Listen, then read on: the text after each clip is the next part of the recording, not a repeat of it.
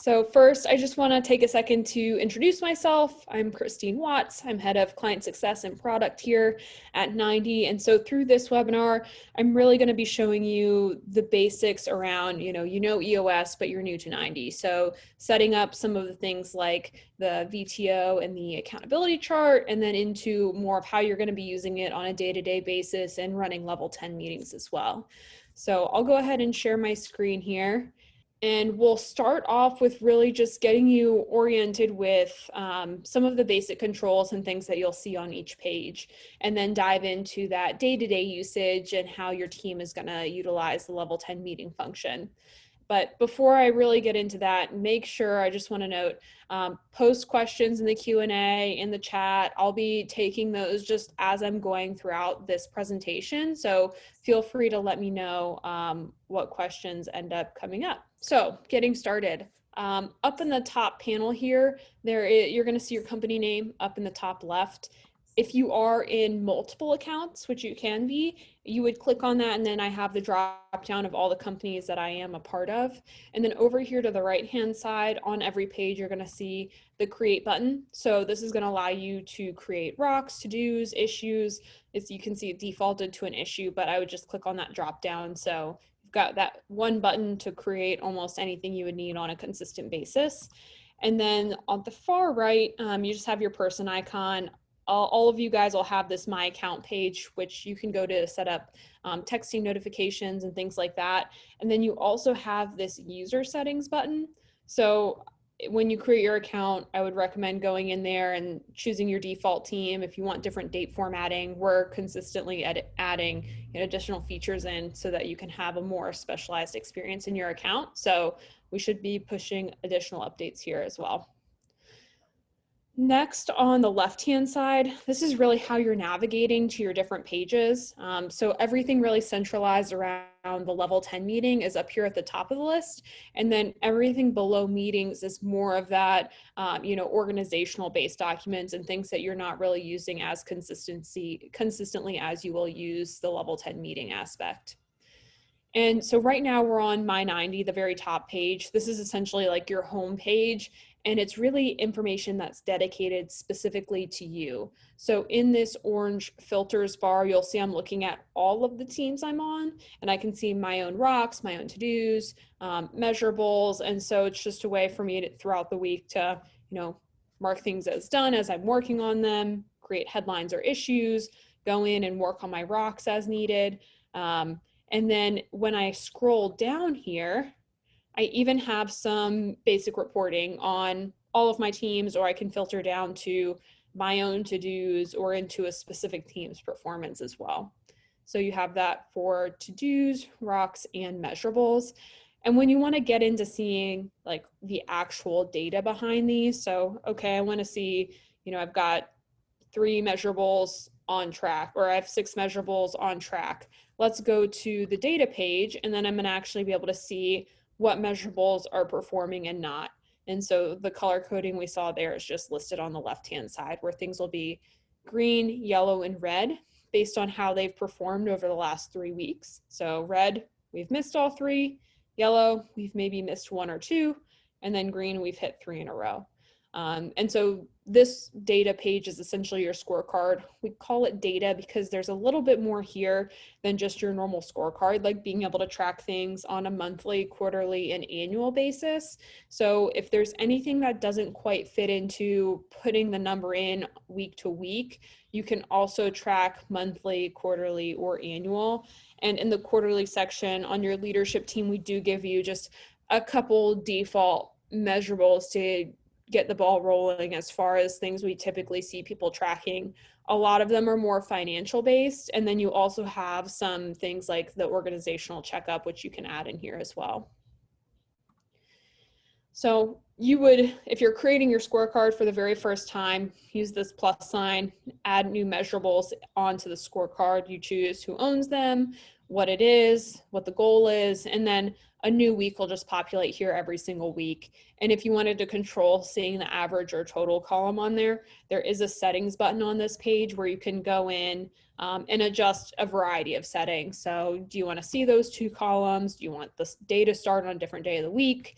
Do you want to see the current week? So some people add their numbers incrementally throughout the week. So I do want to look into the future. Some people just want to see, you know, what happened last week and beyond. So this is all counting, you know, current week and then going backwards in time so that you can see your historical data instead of blank cells.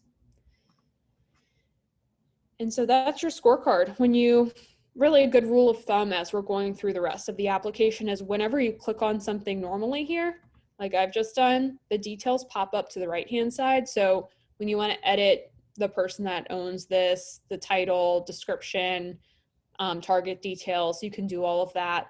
And one thing I do recommend is wherever you're pulling this measurable from, notate where the source data is. So you know, okay, I'm getting this number from Salesforce or HubSpot or that, you know, any way to add more clarity in data integrity to what you're tracking. And another thing I like to do is actually put a link to where the data comes from. So if I've got a specific filter built out somewhere, that way when I'm going through and adding my measurables before the level 10, I just click the link, it pulls up the tab and I can enter the number right away, really easy. So normal clicking on an item pulls up the details to the right-hand side, and then I can close them. If I right-click on these, then it will pull up a couple quick shorthand options to turn things into issues and to-dos, which comes in really handy during the level 10 meeting. So right now, I'm not in a level 10. I'm just viewing my scorecard on the data page. I can go to my rocks. I can go to my to-dos and issues. So in the middle of the week, whenever you're working on information, feel free to just come in here and view any of your data real time. And that way you can keep track of what other people are working on as well. And it's always up to date. When you guys are all sitting down and ready for your level 10 meeting, that's when you'll jump into the meetings section here. And the first one up is that level 10 meeting. That's what you're running most consistently. And then at the top right here, you've got the option to go in and start your new meeting. So everybody's all together, you know, whether you're in the same room or virtual, one person starts the meeting, they're sharing their screen just like I'm doing now, and everybody else can follow along with the actions being taken. So the segue is really the only section that's blank within here. You know, that's just where you're going around and sharing your personal and professional good news. If any issues do come up, you can of course just use the create button and create those real time.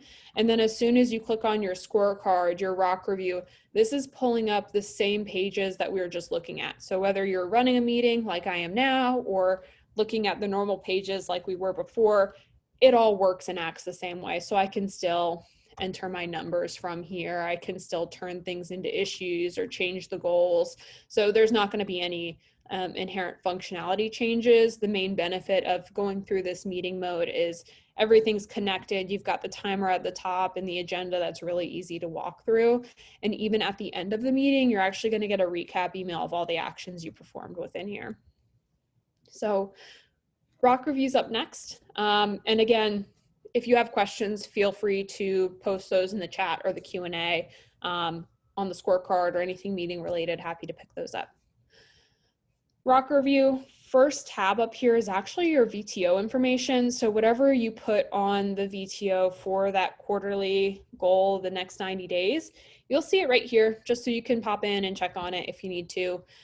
Right under that, we've got your company rocks. So anything you've determined is a company rock is just decided based on this toggle. So you can easily turn that on or off. It's available when you're creating a rock too. So if I click create, it's just this toggle right here that signifies it is a company rock. And what that means in the system is it is going to show up at the top of your rocks page like we see here. It's also going to show up on your VTO. So if you decide it's company rock, it'll automatically appear on your VTO. And if you do have multiple teams in your account, I definitely suggest you attend our advanced training, since I get a little bit more into the intricacies of what multiple teams means, but you can have rocks on multiple teams as long as that owner is on there. The details of each of these rocks, click on them, see the information to the right-hand side. If we wanted to change the status, we have on track, off track, and done just available right there. And then most people will use the description area to make things smart, add details, put their results, put the documentation of whatever they needed to get done. And then you also have this concept of milestones. So if you want to turn that on, that is in the settings icon on the rocks page to make sure you're seeing those. And with your milestones, if you want them to become to-dos 7 days before they're due, if they're not marked as done here yet, you can. So just toggle that off if you don't want that automatic action, but it's really helpful for teams that want more visibility on those items. They really want to be aware if a rock should be going off track and that person isn't calling it out. It really helps keep accountability there. So in the rocks, milestones are mainly used for putting in those, midway points throughout the quarter, what you want to have done to make sure you're working your way towards that end due date. And these can be delegated out to others. So even though Michael owns this rock as a whole, he can assign a milestone to me specifically if I'm really owning a specific portion or delivering on the end item for that portion of the rock. And then other things in here that you'll actually see as we go to-dos and headlines and issues is option add attachments. So you can attach any documents you need to these items. And then you can also add comments in here. So maybe during the week I see an item and I want to just like put my own thoughts on it or add details, just type in, press enter, or use the comment button and it gets saved with the date and time on there.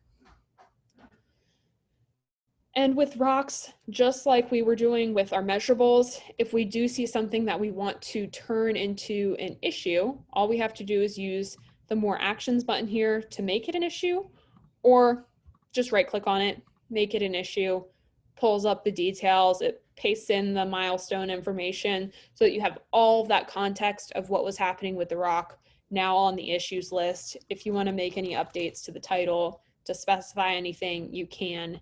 And then you save it and it'll appear in our IDS section when we get there. In headlines, this is another area where we really encourage people, add these during the week. When you think of something, just put it in the system.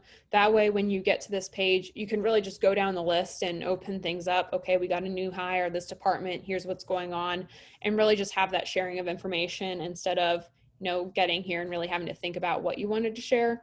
You can create new headlines when you're in here, so no problem if you forgot to add it. But typical best practice is come in here, share whatever's needed.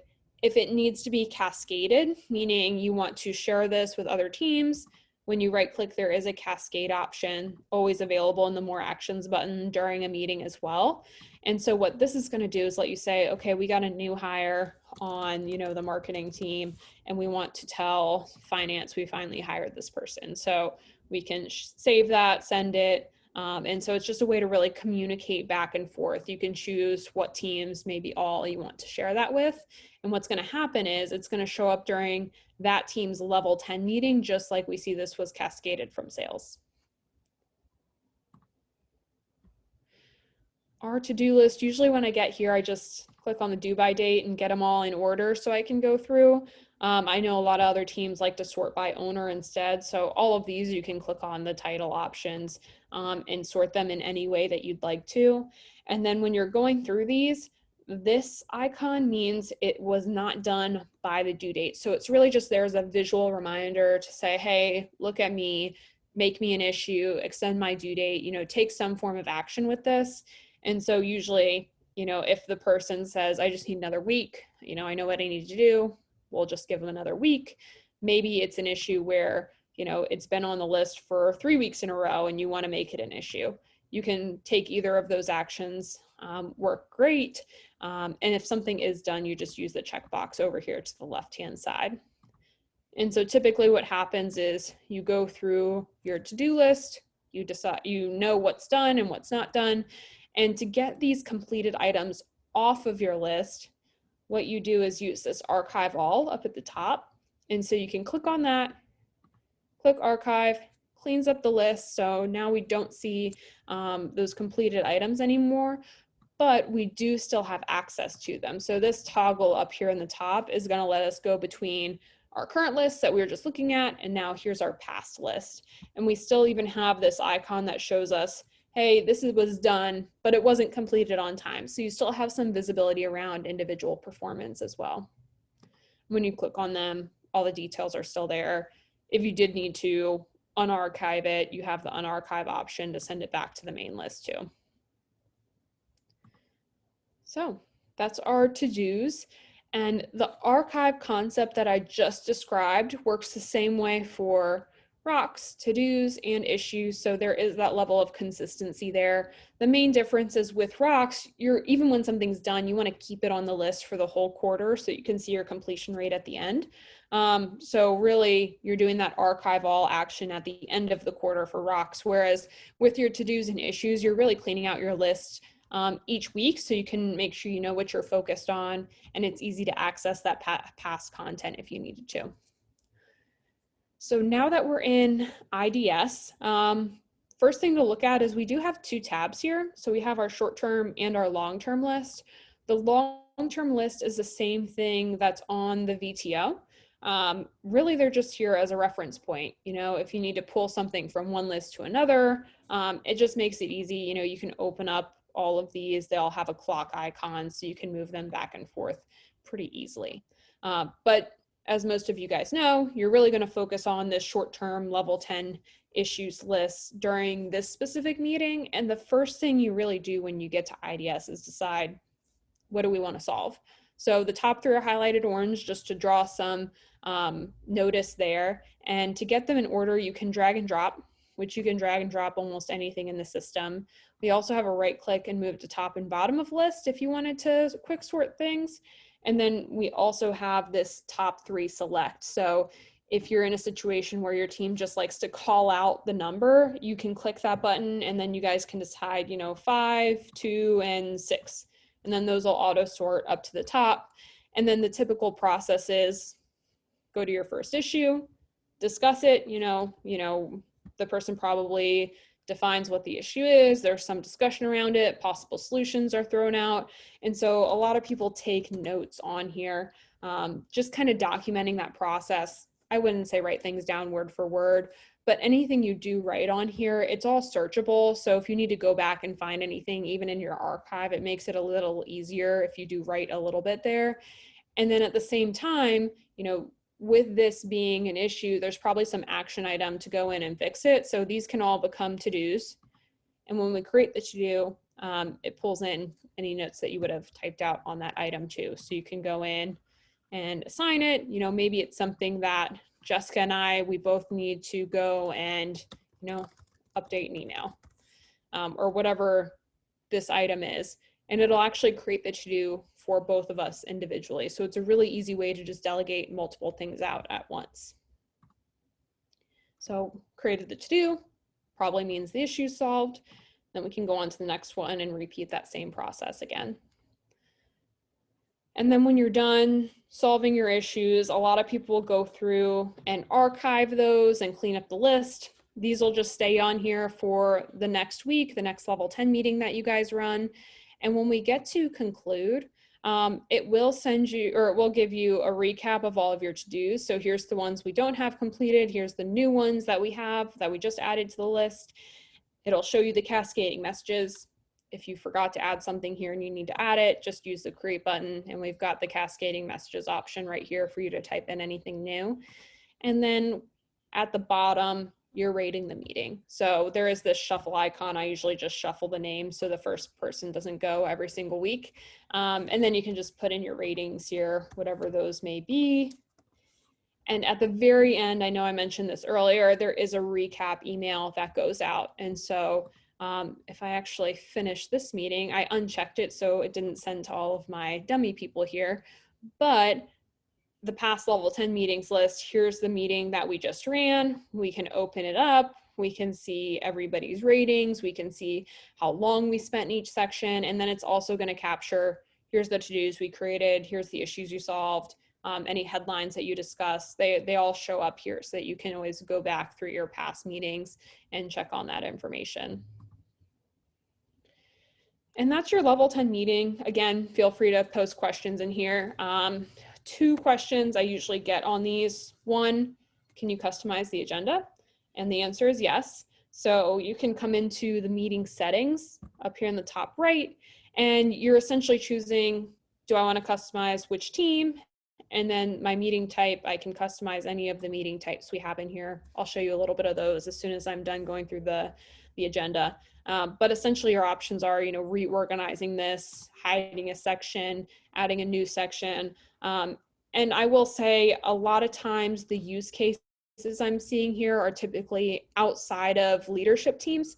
So it starts getting into, is there a sales department that's running a meeting, and instead of a to-do list, they want to pull up HubSpot tasks. And so you can actually come in here and load any iframe friendly site, and it's great. It pulls up right in the meeting agenda. You can perform, it works just like the normal web page. So that's a great option for any like really specific departmental needs.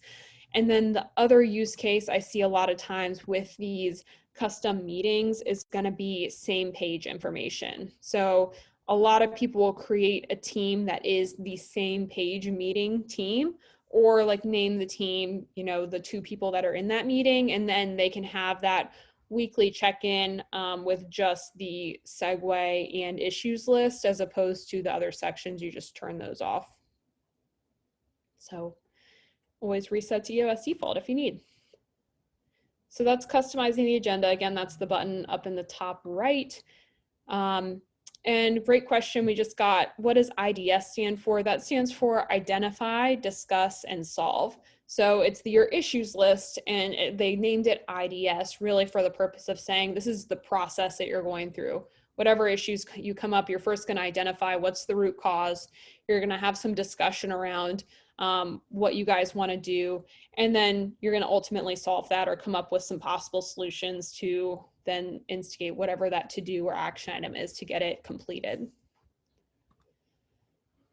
And so really in each of your meeting types here, you're going to have some form of that IDS process. So I don't know if you guys have seen the EOS process, but you do your level 10 meetings weekly, and then you have these quarterly meetings where you're going through more of, let's review last quarter, let's plan for next quarter.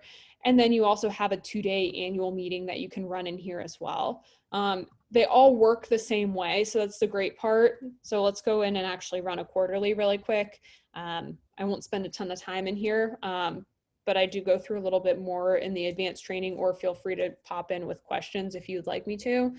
But essentially the agenda is a bit different. This is actually a custom section that somebody created, but you're going to spend more time on reviewing your prior quarter. It gives you a couple instructions along the lines of, if you have an incomplete rock, here's what you should do. It pulls up different things like your VTO that you need to review. You can go through the EOS tools so that quarter to quarter, your team can be checking off new ones that they've gotten completed. And then ultimately, you go through that same IDS process, but in the quarterly and the annual, you're actually working off of your long-term list as opposed to the short-term. So the short-term is really the quick items you want to focus on at your level 10 meetings. And then your long-term list are those bigger issues, strategy items, where you want to head in the future. A lot of times people issues will end up here. A lot of times like potential rocks for future quarters will end up here. So it's really, some people even call it a parking lot area, where whatever you want to be brought up at those longer quarterly or annual meetings goes on this list. And yeah, I mean, it works really similarly. You've still got the timer, you've still got the agenda, you can still customize everything if you need to. And the nice thing I didn't point out in the level 10, but it's available in all of your meetings, is, let's say you're talking about something and there's an issue on the accountability chart that your team wants to talk about. There's this view tool option. So whatever you guys are discussing during the meeting, if you wanted to pull up your processes, your accountability chart, whatever it is, you can pull that up directly in the meeting. I can even hide this side nav if I wanted a better view. But yeah, you can come in and edit all of these functions, make any changes that you need to. I'll go to the actual accountability chart page too, don't worry. But it's all done within the context of the meeting, and you're still counting up in the IDS section with that too. So view tool just gives you access to any of your 90 data. But I think that's it for quarterly. Annual works the same way. If you guys are very new to the EOS process, we also have focus day and then vision building day 1 and 2 in here, which your implementer takes you through. So again, feel free to shoot questions in if you want me to answer anything directly about those right now, but it all goes through that same workflow where it really pulls up the different pages that we have listed in the side nav and goes through those in the meeting format. So moving past meetings, our next page here is the VTO. The VTO is actually still split up by each team, meaning, you might have your leadership team in here and they're making a lot of those higher level decisions around like revenue and profit numbers and things like that. Your other teams can also be in the system, but your VTO isn't shared with everybody. Your VTO is by team, so I can still go to marketing and not see the same specific information here. The 3 things that are shared across the whole account on each team are going to be company core values, the core focus, and then your 10-year target. So with those, you can see there's this little leadership tag. You can't go in and edit those sections. You can only edit from your leadership team. And then everything else, your marketing strategy, your 3-year picture, the traction page, that's all unique to the individual team. Each team has its own long-term issues list. It has its own company rocks that automatically pull in here for each of those. And then you set up your goals for the year. So the VTO is really just, once you've set it up, it's just a point of entry with coming in here and updating your numbers quarter to quarter, making sure you guys are still on track. And then you can just archive versions every quarter. I've got a lot of archive versions because it automatically saves when you start a quarterly meeting, which is why I have one archived from today. But yeah, you can go back and pull those up over time, which is helpful to see your progress. And the other thing on this page is going to be your Swot. So that's here as well. Just a quick reference point for something that's done in the annual planning meeting. This is really just where you're referencing it on, you want to pull it up at any given quarter or on any given day. You can see it here, but it's an exercise that's usually completed and then reviewed on an annual basis. All right, I don't see any questions, so I will head into the accountability chart. And your accountability chart, I've got a little bit more than average built out here, but this actually starts off when you create your account with just the default seats of visionary, integrator, sales, finance, and operations. And it comes with default roles and responsibilities in there too, so that you have a little bit of a starting point. And then from there, you can add as many seats as you'd like to. So if I wanted to add a seat in this leadership level here, I would just click the add seat on the integrator because it adds it to the level below. And when it pulls that up, really the main things you're doing are giving it a name and then adding roles and responsibilities as you need to. So this just ends up becoming your list of roles and responsibilities that you can organize and add details to. We'll cancel out of that one. You can always edit these seats. So the pencil icon pulls up that same formatting. So seat name, edit each role, reorganize them as needed, and then you can build down. So if I add a seat below finance, it's going to go into the next level below. So you have these little expand buttons wherever there are seats below. And you also have just like a quick view if you need to say like, oh, I want to view the sales department. On the more actions button, you have the same options to turn them into to-dos and issues as you need. But the set as top seat is going to be really helpful if you only want to view the sales team. It essentially pulls that as the top. You don't see any other options, and then you have all of the seats below that you can get into. One thing you'll notice in here is some people, there's just one to a seat, some you have multiple. You can add multiple people to a seat if you do have one of those positions like sales or admin or whatever it is where multiple people have the same roles and responsibilities. So this just helps really condense the chart, make it so that you can have, you don't have to have 5 different admin seats and really spread things out. So helpful when you're trying to share and print this out to have it all condensed like that. And then I just click this reset to top seat button to get back to my normal view. The last thing I'll cover on here is your people. And so all your seats will start off like that where there's no person listed. When I click on select user, this is going to be a list of all of the people that are on my directory. So the accountability chart is a little bit different than, let's say looking at the rock search dues pages. When we're assigning content to somebody, a rock, a to-do, an issue, they have to be a user in the system. We have to invite them, we have to pay for them. With the accountability chart, you can actually just have their name in the account and you don't have to pay for them. It's really just designed so that you can set up your full company. You don't have to worry about the total cost of all of your employees. And then you're really just going to invite the people that are users that are really a part of those level 10 meetings to be your paid users in the account. And all of that's controlled on the directory page here. So on the directory, you're really getting a list of who are my people. Do I have them invited on teams in a given role, or are they just, a list or a name on the accountability chart? So Debbie here, I haven't activated her yet. She's just going to be an option to add to the accountability chart seat. I can't assign her rocks or anything like that. And your permission levels are all really decided on here too. So if you have an implementer, we do have a very specific implementer toggle, so you can turn that on. It lets them be free in your account. They can see everything. They can edit everything. They can't get assigned any content. So that's the main difference there.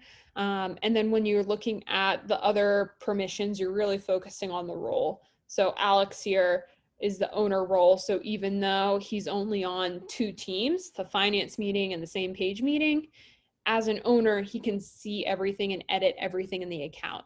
If we were to change him to a manager, so owner, admin are the same where they can see and edit everything. The manager, managing, and observer, they can only see the 2 teams that they're on. So they're not going to have access to the rest of that content. They're restricted to seeing those 2.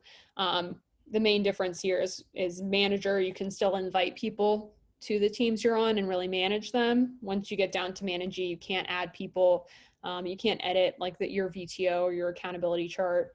And then observer, you have no edit access. So the observer is actually a free role. A lot of people use it for, an advisory board or outside stakeholder that they want to invite in and be able to see everything, but they can't get assigned content and they can't make any changes in there either. So that covers users. I mentioned the difference between paying for a user and not. So let me go cover our pricing tiers really quickly as well. I'm going to head to the settings page just so it gives you a nice list of what the tiers are right now. Users 1 through 25, always $12 per user per month. User number 26 through 75 goes down to $8, and then over that is $5.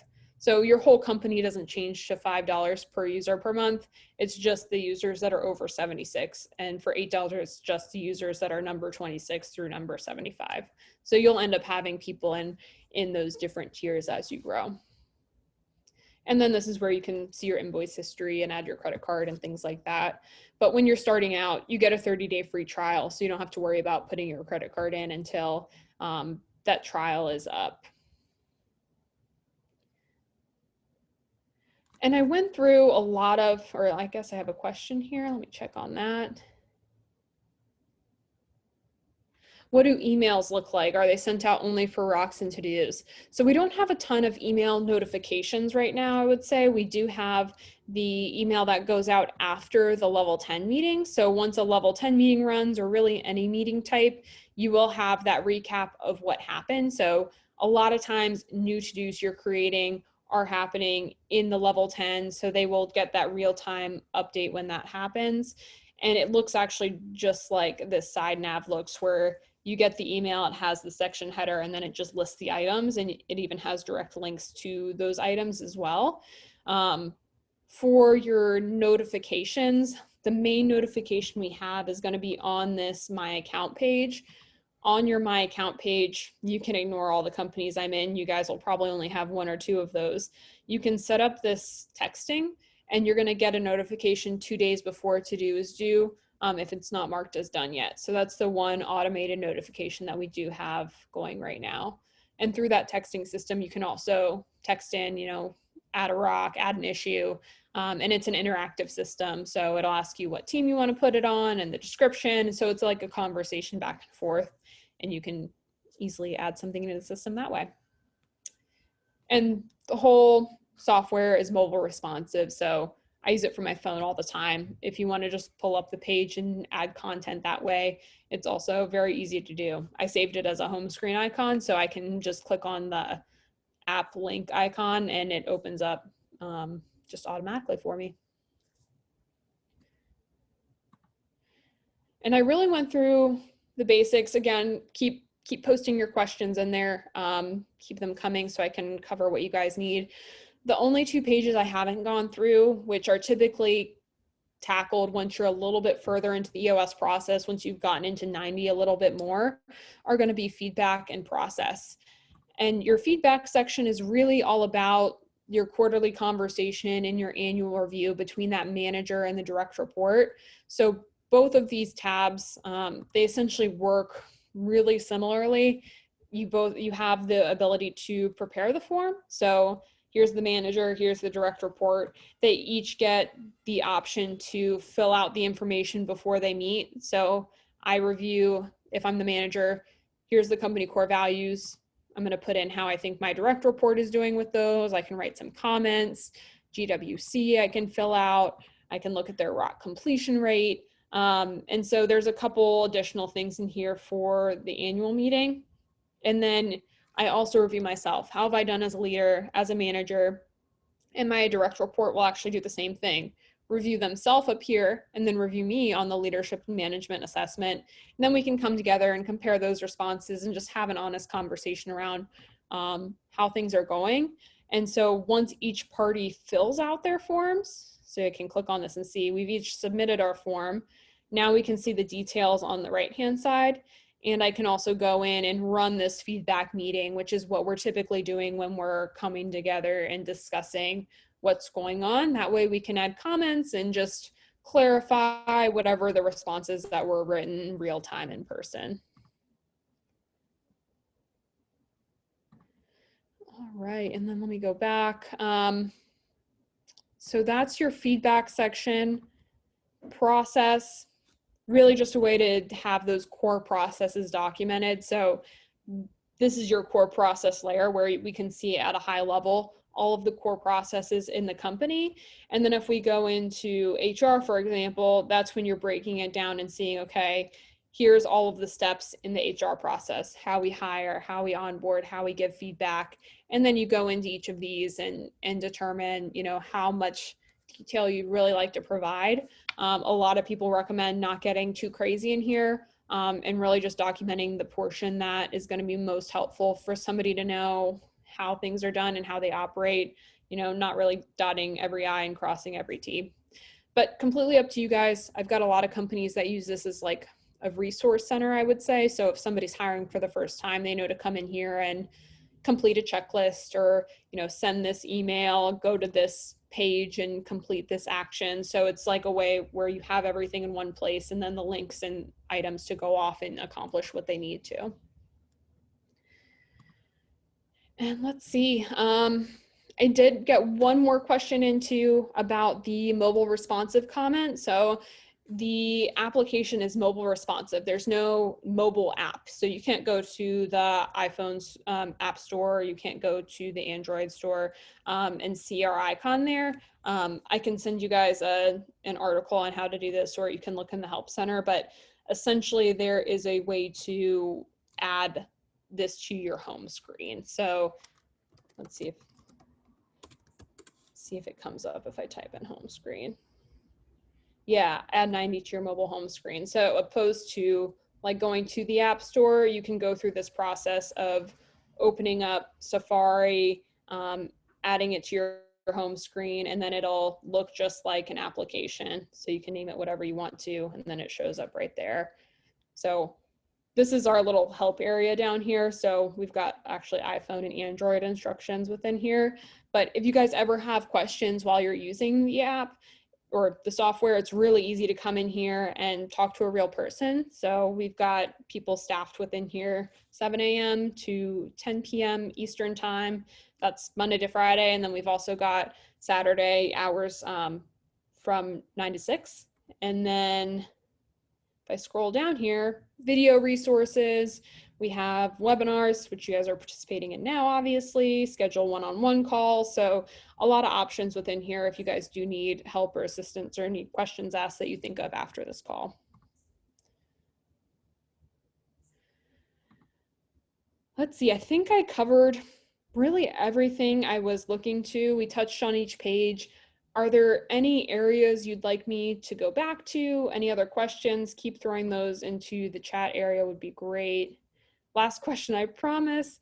Can rocks, to-dos, issues be printed out in a clean format? Yeah, so we do have PDF buttons on each of these pages, always looking to make improvements there. So we're actually going through this quarter and kind of cleaning things up as we go. I know a lot of times when people want to print, everything, for lack of a better word, they come to the meetings page because this kind of covers so much, and they use this print agenda button.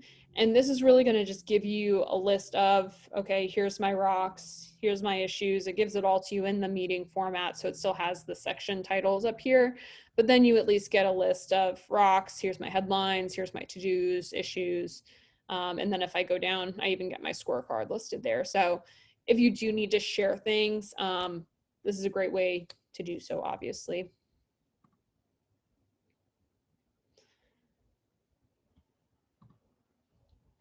What other questions can I answer? Anything?